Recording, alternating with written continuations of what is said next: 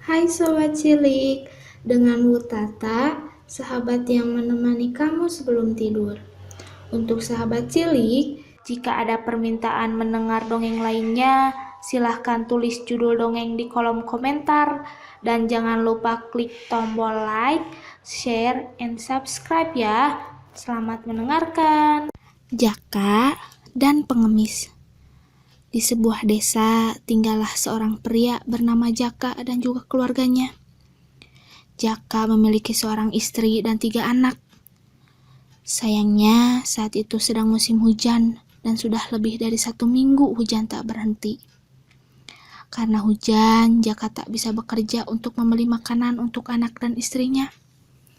Persediaan makanan pun sudah habis dan tak cukup untuk hidup esoknya. Istri Jaka menghampiri suaminya dengan membawa 5 buah kentang. Katanya makanan di dapur tinggal itu saja.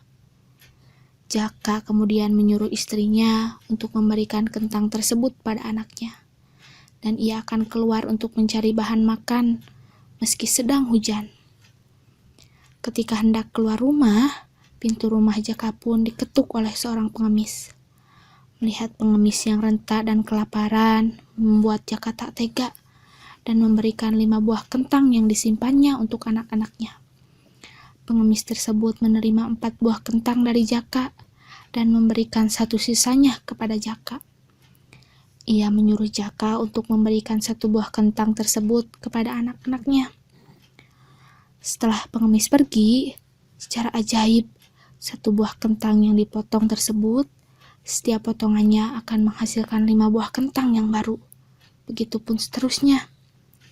Alhasil keluarga Jaka tak lagi kekurangan. Bahkan ia bisa menanam sisa kentang itu untuk jadi bahan panennya nanti. Dan sisanya ia berikan kepada tetangganya.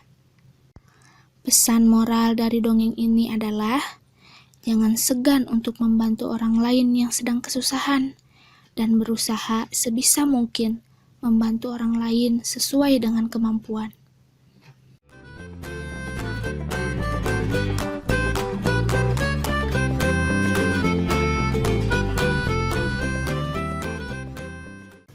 Hai Sobat Cilik, dengan Wutata, sahabat yang menemani kamu sebelum tidur. Untuk sahabat cilik, jika ada permintaan mendengar dongeng lainnya, silahkan tulis judul dongeng di kolom komentar. Dan jangan lupa klik tombol like, share, and subscribe ya. Selamat mendengarkan. Petani dan anak-anaknya. Anak-anak petani bekerja keras menggali tanah untuk mencari harta karun. Seorang petani yang amat tajir merasa tak mau hidup terlampau lama lagi. Memanggil anak-anaknya di samping ruang tidurnya. Anak-anakku, perhatikanlah apa yang akan aku katakan kepada kalian. Bersama argumen apapun, jangan sampai sempat jual tanah yang jadi milik keluarga kita selagi sekian banyak generasi. Lantaran di tanah ini tersembunyi harta karun. Aku tak tahu di mana letaknya. Namun harta tersebut ada di sini. Carilah harta tersebut sekuat tenaga dengan kuat menggali dan jangan sampai lewatkan sejengkal tanah yang tak tergali. Sang petani selanjutnya wafat dan tak lama sesudah penguburannya, anak-anaknya mulai kerja menggali tanah tersebut. Bahkan sudah selesai pun, mereka masih melakukannya hingga berulang 2 atau 3 kali. Tak ada satupun emas tersembunyi. Namun di waktu masa panen, kantong dan pundi-pundi duit mereka penuh bersama keuntungan panen yang teramat agung dibandingkan bersama tetangga-tetangga mereka yang lain. Kepada hasilnya, mereka jadi sadar bahwa harta karun yang disebutkan oleh ayah mereka, yakni ketajiran dari hasil panen yang berlimpah dan kerja keras mereka, sebenarnya yakni adalah harta karun tersebut.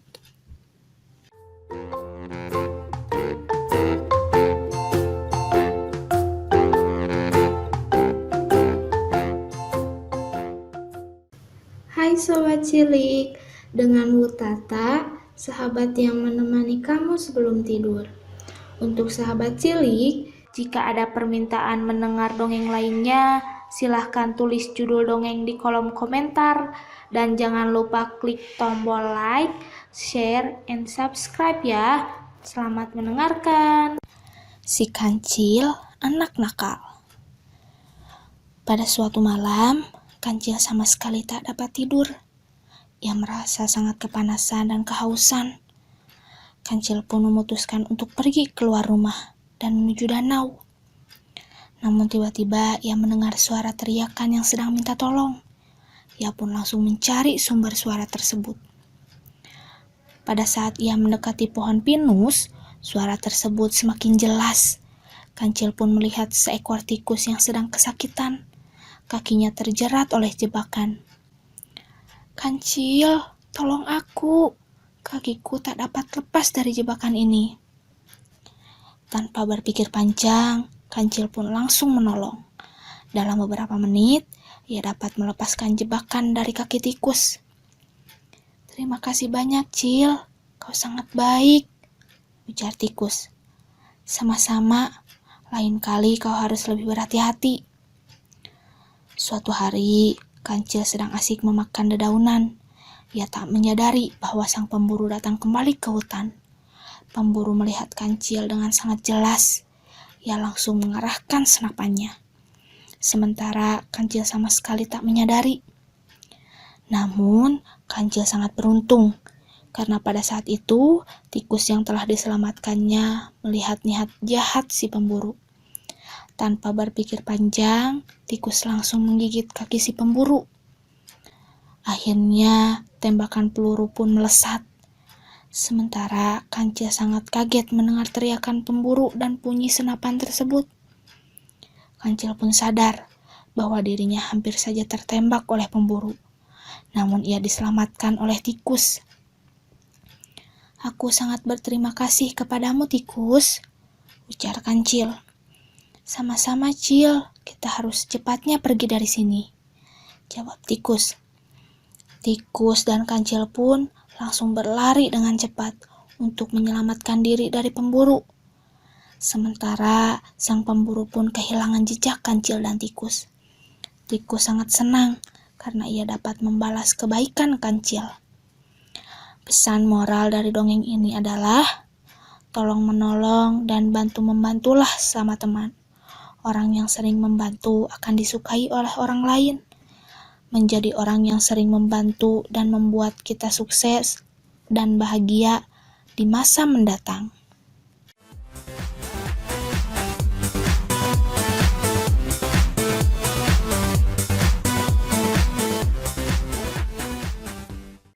Hai Sobat Cilik, dengan Wutata, sahabat yang menemani kamu sebelum tidur. Untuk sahabat cilik, jika ada permintaan mendengar dongeng lainnya, silahkan tulis judul dongeng di kolom komentar. Dan jangan lupa klik tombol like, share, and subscribe ya.